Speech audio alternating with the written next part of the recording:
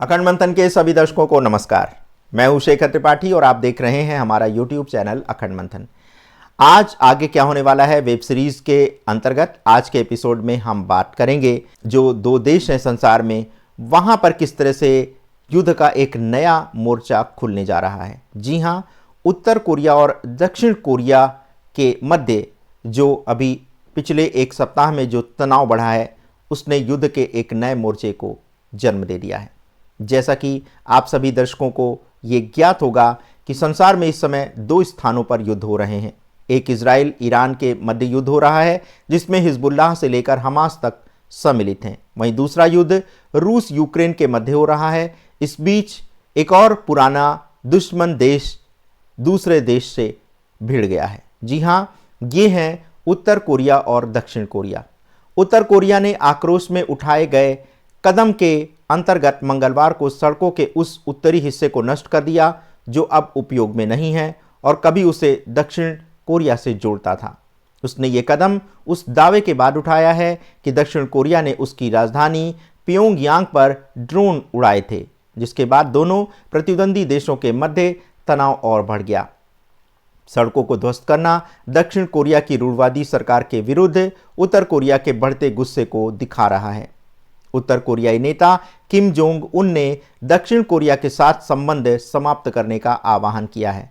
दक्षिण कोरिया के joint chief of staff ने कहा है कि सड़कों को विस्फोट के जरिए नष्ट करने के जवाब में दक्षिण कोरियाई सेना ने भी दक्षिणी सीमा पर गोलीबारी की है। उसने बयान में गोलीबारी पर विस्तृत जानकारी तो नहीं दी है और अभी ये भी पता नहीं चला है कि क्या उत्तर कोरियाई ने इस गोलीबारी पर कोई जवाबी कार्रवाई की है। दक्षिण कोरियाई ने कहा है कि वह अमेरिका के साथ अपनी तैयारी और निगरानी बढ़ा रहा है। दक्षिण कोरिया की सेना द्वारा उपलब्ध कराए गए एक वीडियो में पश्चिमी सीमावर्ती शहर के सोंग के समीप एक सड़क पर विस्फोट के कारण निकलता हुआ धुआं और उत्तर कोरिया के मलबे को हटाने के लिए ट्रकों तथा मशीनों को जाते हुए दिखाया गया है। एक अन्य वीडियो में कोरिया की पूर्वी सीमा के समीप एक तटीय सड़क से धुआं उठते हुए भी दिखाई दे रहा है। कोरियाई प्रायद्वीप में तनाव अब काफी बढ़ गया है। उत्तर कोरिया ने आक्रोश में उठाए गए कदम के अंतर्गत मंगलवार को सड़कों के उस उत्तरी हिस्से को भी नष्ट कर दिया जो अब उपयोग में नहीं है और ये रास्ता जो है कभी उसे दक्षिण कोरिया से जोड़ता था। उसने ये कदम उसी दावे के बाद उठाया कि दक्षिण कोरिया ने उसकी राजधानी प्योंगयांग पर ड्रोन उड़ाए थे, जिसके बाद दोनों प्रतिद्वंदी देशों के बीच तनाव बढ़ने लगा है। सड़कों को ध्वस्त करना दक्षिण कोरिया की रूढ़िवादी सरकार के खिलाफ उत्तर कोरिया के बढ़ते गुस्से को दिखाता है। उत्तर कोरियाई नेता किम जोंग उन ने दक्षिण कोरिया के साथ संबंध भी समाप्त करने का आह्वान अब कर डाला है। दक्षिण कोरिया के ज्वाइंट चीफ ऑफ स्टाफ ने कहा है कि सड़कों को विस्फोट के जरिए नष्ट करने के जवाब में दक्षिण कोरियाई सेना ने भी दक्षिणी सीमा पर गोलीबारी की है। दक्षिण कोरियाई सेना ने अपने बयान में गोलीबारी पर अभी विस्तृत जानकारी नहीं दी है। अभी यह भी ज्ञात नहीं हो पाया है कि क्या उत्तर कोरियाई सेना ने इस पर जो गोलीबारी की गई है इस पर कोई जवाबी कार्रवाई की है या नहीं। दक्षिण कोरियाई सेना ने कहा है कि वह अमेरिका के साथ अपनी तैयारी और निगरानी को बढ़ा रहा है। दक्षिण कोरिया की सेना द्वारा उपलब्ध कराए गए एक वीडियो में पश्चिमी सीमावर्ती शहर केसोंग के समीप एक सड़क पर विस्फोट के कारण धुआं निकलता हुआ दिखाई दे रहा है और उत्तर कोरिया इस मलबे को हटाने के लिए ट्रकों और मशीनों का सहारा ले रहा है। एक अन्य वीडियो में कोरिया की पूर्वी सीमा के समीप एक तटीय सड़क से धुआं उठते दिखाई दे रहा है। उत्तर कोरिया का राजनीतिक संदेश के तौर पर अपनी सरजमी पर इमारतों को ध्वस्त करने का उसका अपना पुराना इतिहास रहा है। उसने 2020 में भी दक्षिण कोरिया द्वारा निर्मित एक संपर्क कार्यालय की इमारत को उड़ा दिया था जो खाली पड़ी थी।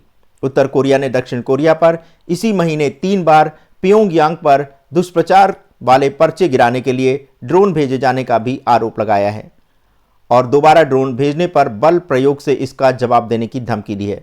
दक्षिण कोरिया ने ड्रोन भेजे जाने की पुष्टि करने से इनकार किया है, लेकिन चेतावनी दी थी कि अगर उसके नागरिकों की सुरक्षा खतरे में पड़ती हुई दिखी तो उत्तर कोरिया को इसका अंजाम भुगतने के लिए तैयार रहना चाहिए।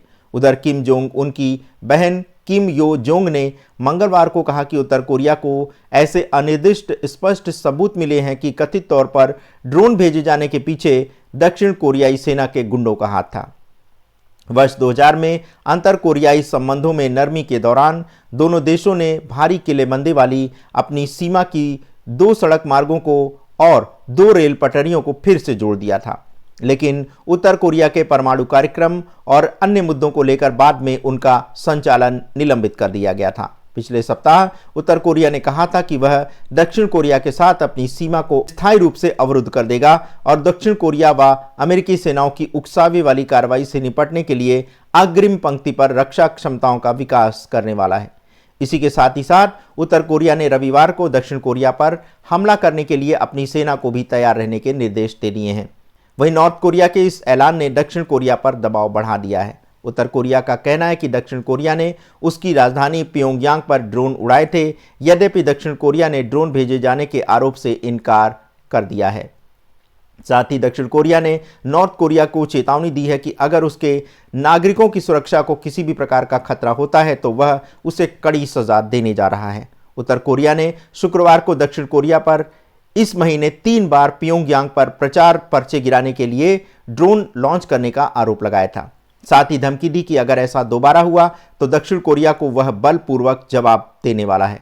उत्तर कोरिया की सरकारी समाचार एजेंसी KCNA ने रक्षा मंत्रालय के प्रवक्ता के हवाले से कहा है कि प्योंगयांग को राजधानी के ऊपर और अधिक ड्रोन उड़ने की संभावना दिखाई दे रही है और उसकी सेना को संघर्ष सहित सभी परिदृश्यों के लिए तैयार रहने को भी कहा गया है।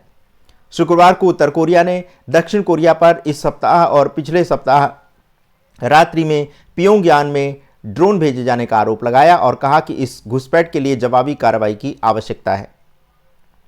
उत्तर कोरियाई नेता किम जोंग उनकी शक्तिशाली बहन किम जो योंग ने शनिवार को सियोल को, यानी जो दक्षिण कोरिया की राजधानी है, उसको कहा है कि वहां पर भयानक आपदा आ सकती है।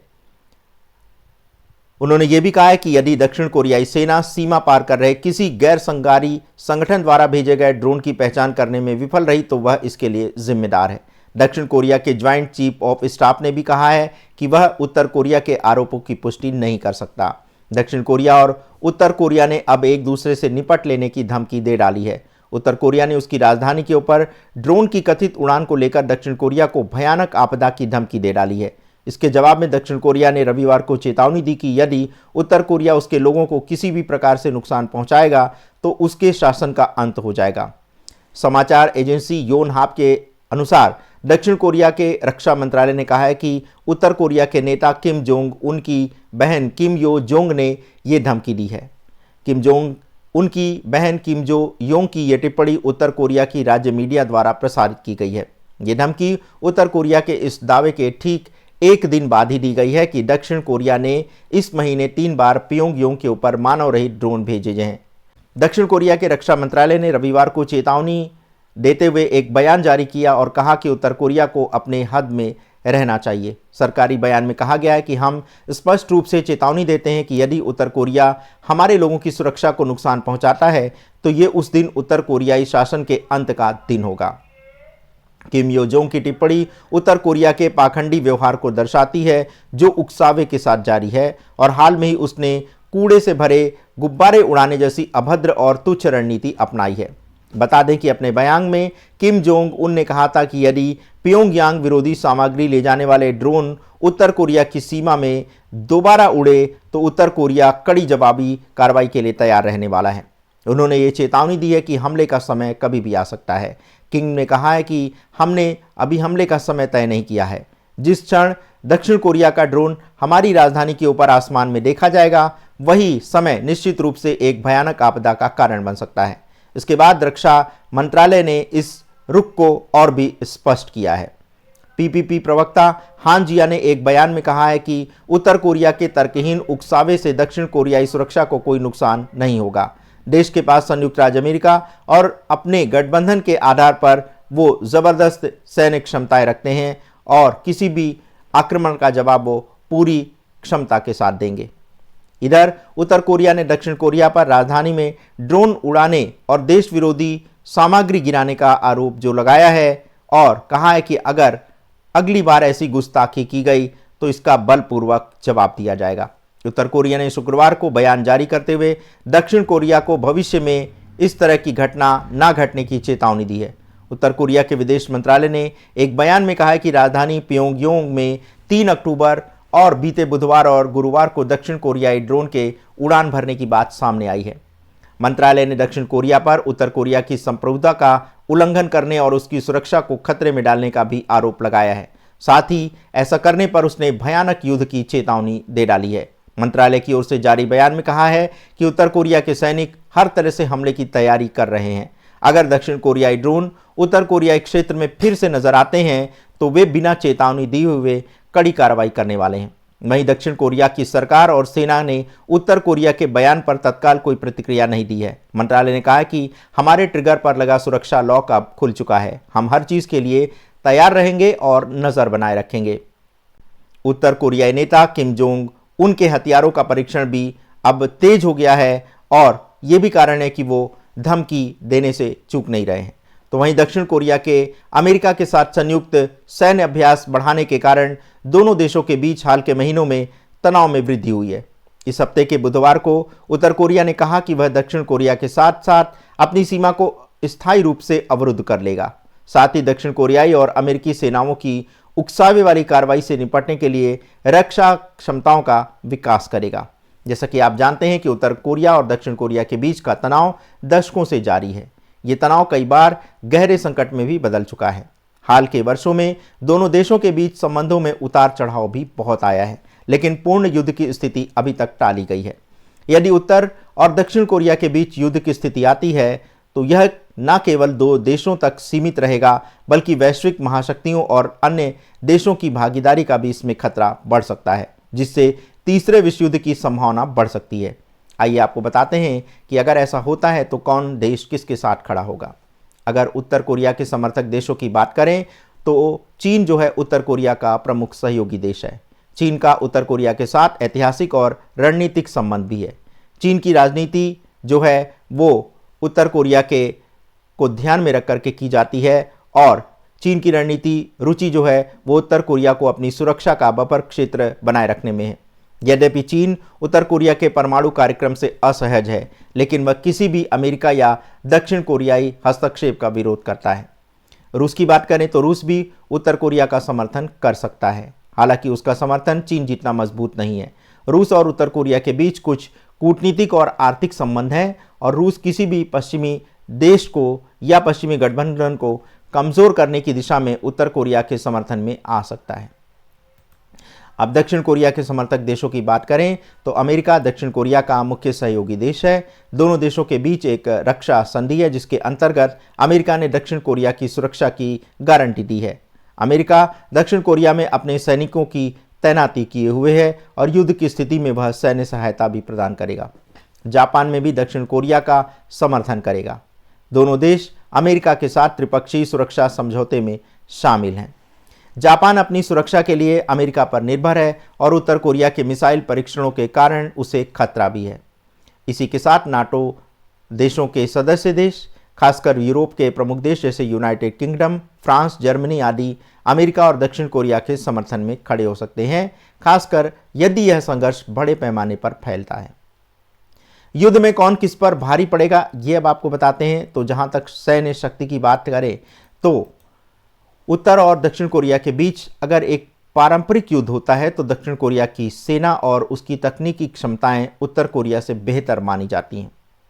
दक्षिण कोरिया की अर्थव्यवस्था और सैन्य बजट भी उत्तर कोरिया से बहुत ज़्यादा है। साथ ही साथ उसे अमेरिका का भी समर्थन प्राप्त है जो उसकी सैन्य क्षमताओं को और मजबूत कर रहा है। उत्तर कोरिया की परमाणु ताकत के बारे में बात करें तो उत्तर कोरिया की सबसे बड़ी ताकत उसका परमाणु हथियार कार्यक्रम है। यदि उत्तर कोरिया परमाणु हथियारों का प्रयोग करता है तो इसका असर जो है केवल कोरियाई प्रायद्वीप पर नहीं बल्कि पूरे संसार पर पड़ने वाला है। उत्तर कोरिया का ये परमाणु खतरा ही उसकी राजनीतिक और रणनीतिक शक्ति है जो उसे कमज़ोर होने के बावजूद एक खतरनाक विरोधी बनाता हुआ दिख रहा है। अंतर्राष्ट्रीय प्रक्रिया की बात करें तो अगर उत्तर कोरिया परमाणु हथियार का इस्तेमाल करता है तो अंतर्राष्ट्रीय इसकी जो प्रतिक्रिया होगी वो बहुत व्यापक होने वाली है। अमेरिका, जापान और दक्षिण कोरिया की जवाबी कार्रवाई के अलावा चीन और रूस का रुख भी महत्वपूर्ण होगा। चीन और रूस उत्तर कोरिया को परमाणु हथियार का इस्तेमाल ना करने के लिए मना रहा है, क्योंकि इससे क्षेत्रीय स्थिरता पर बुरा प्रभाव पड़ेगा और उनके अपने रणनीतिक हित भी खतरे में पड़ जाएंगे। तीसरे विश्व युद्ध के खतरे की जहां तक बात है, तो अगर कोरियाई प्रायद्वीप में कोई युद्ध छिड़ता है तो इसमें प्रमुख शक्तियां जैसे अमेरिका, चीन और रूस शामिल हो जाते हैं, तो ये संघर्ष और भी व्यापक हो सकता है, जिससे तीसरे विश्व युद्ध का खतरा बढ़ सकता है। विशेषकर अगर परमाणु हथियारों का प्रयोग किया जाए तो यह संपूर्ण वैश्विक स्थिरता के लिए गंभीर खतरा बन सकता है। निष्कर्ष स्वरूप अगर बात करें तो उत्तर और दक्षिण कोरिया के बीच तनाव किसी भी समय एक बड़े संघर्ष में बदलने वाला है, लेकिन इससे वैश्विक युद्ध की संभावना तभी बनेगी जब प्रमुख महाशक्तियां प्रत्यक्ष रूप से इस युद्ध में कूद जाएंगी। वर्तमान स्थिति में यह संघर्ष क्षेत्रीय स्तर पर सीमित रहेगा जब तक कि परमाणु हथियारों का प्रयोग किसी अन्य बड़े संकट की स्थिति ना उत्पन्न हो। तो दर्शकों, ये था हमारा ये विशेष एपिसोड जिसमें हमने आज आपको ये बताया है कि किस प्रकार से युद्ध के नए नए मोर्चे संसार भर में खुलते जा रहे हैं। दक्षिण और उत्तरी कोरिया की जो शत्रुता है वो बरसों पुरानी है, लेकिन क्या कारण रहा कि इस समय मरने मारने पर दोनों देश उतर गए हैं। तो आप भी अपने कमेंट सेक्शन में हमें अपनी राय भेज सकते हैं। आपने इतना बहुमूल्य समय हमें प्रदान किया, इसके लिए हम आपके हृदय से सदैव आभारी रहेंगे। धन्यवाद। नमस्कार।